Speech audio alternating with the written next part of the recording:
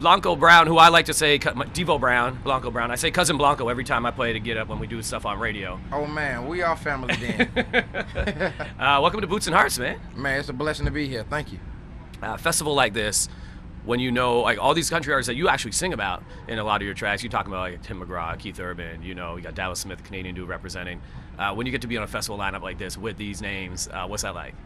Man, it's always a blessing to be around my fellow and women gifted singers and artists. Like, I just love to be amongst creators. And you're a creator yourself. I mean, I know you're working with T.I. Look, from Atlanta, there's a certain style of music that comes out of Atlanta. And what you've done is kind of taken that, added it to the country vibe, and kind of twisted it and made it your own. Where did that all start for you, especially with the country music aspect of it? Man, so I started recording traditional country in 2008. Around 2011, 2010, my people was telling me, hey man, you can't sing no country music. I was just like, what you mean? They said, it's a white genre. I said, no, that can't be true. I said, listen to Darius Rucker. They said, well, he tricked everybody. He was in Hootie and the Blowfish. Man, I said, that can't be possible. So, I mean, it inspired me to even up my game a little bit more. So I thank those people for doubting me and my sound. 2011, 2012, I started adding 808s and hi-hats, and I came up with my own genre that I patented and copywrote. Trailer trap, trailer park music meets trap music. I just bridged the gap. Trailer trap. I love the trailer trap sound, man, and what you've been doing with it is incredible. But even someone like when I talked to Nelly, and the first album was Country Grammar, and I was like, look, we are talking about country music with two people of color right now, which is pretty dope when you think about it, right? Because it is that genre, like you said, that was dominated by white men. So when you have a track with High Horse, with you, Breland, Nelly, and you guys talk about the music and bridging that gap, what is that like, and the response from everybody? Well, I wouldn't say men of color, I say men of melanin, but I love that. I love bridging the gap and making songs that are inclusive to anybody, no matter what color you are or however you identify. Just love. That's it. And look, you put out a track in January when you're speaking of love, which was more of a ballad, and we weren't ready for that from you, I don't think. What made you want to do that? Man, I do whatever I want to do.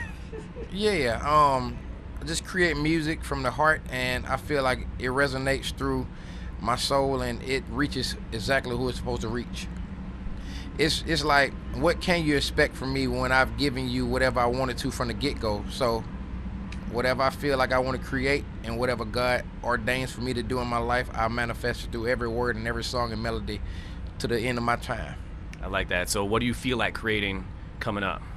I just did a trailer trap version of John Denver Country Roads, and it'll be out pretty soon. I'll be performing it today. Okay. For Boots and Hearts. So this will be first performance of it?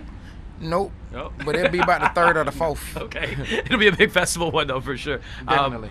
When you look at a track like that, because that's a classic song, is that what you look at for, once a hit, kind of, you can always make it and spin it and make it another hit? That's what they say, Yeah. but we're going to see. I love the way it sounds. I love what I came up with, and I love that it's jamming, and the world will speak on it, but I know I did my thing on it.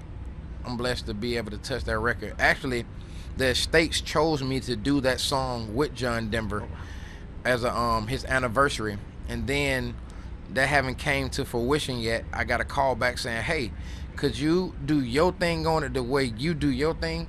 And I said, for real? Why not? Yeah. So I produced it in my kitchen, and it took me about a week just playing around, messing around, and sending out pieces for people to play and send back to me, and here we are. When did it start for you, that the music aspect, like growing up? What was the influences? What was maybe family? Like, what was going on for you to start being like, hey man, I like this, and I'm actually good at it? Oh man, my whole family in music. My dad, my mother, my brothers, sisters, aunts, uncles, nieces, nephews, cousins, everybody sing. Yeah. My uncle was signed to LaFace Records, and I just got a glimpse of that life being on the tour bus with Pebbles and Jermaine Dupri and whatnot. And on my brother's side of the family, they related to the Marvin Gaye, and I was just always around music. Well, you got that kind of pedigree going on, man. It's easy to do. I want to talk about music, and country music again. I want to take it to social media in a post that you put up, and then took down and then posted again. Jason Aldean, I want to talk about that. I tried that in a small town. And I was someone who came out on our show and said, man, I didn't like that song at all. And I'm going to say it straight up. And I was like, it's promoting hate to me, divisiveness, and the video did that on top of that. But you said that he's not a racist and kind of spoke out about it. But there was a bit of backlash with that. I just want to get your side of the situation and kind of what you were talking about with that. I think backlash comes from whoever dictating and painting the picture of whatever I express. But I will say, what's the freedom of song and music if you can't express yourself? That's my take on it. Okay, cool. Have you spoken, because I know you also said that, it's poor songwriting, have you spoken to Jason about that song? Nope. I've been busy working on this double album, right, trying to finish up my project.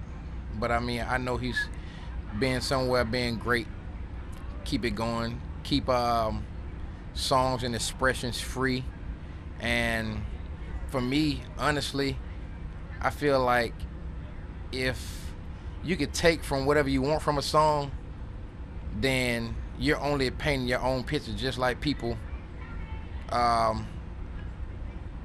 view the Bible. We could read the same scripture and you have your own taken from it. Right. So just keep on expressing ourselves through song and loving and living for a better moment, better way. Yeah, I know you'd like to spread love, so that's why I wanted to ask you about that question. So I appreciate you answering and taking the time for that. That double album, tell me about that, because that is way more important.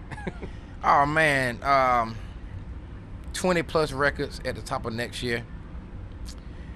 I put a lot of heart and soul into this. It'll be 5 years since I dropped any body of work, and here we are. I can't wait to share it with the world.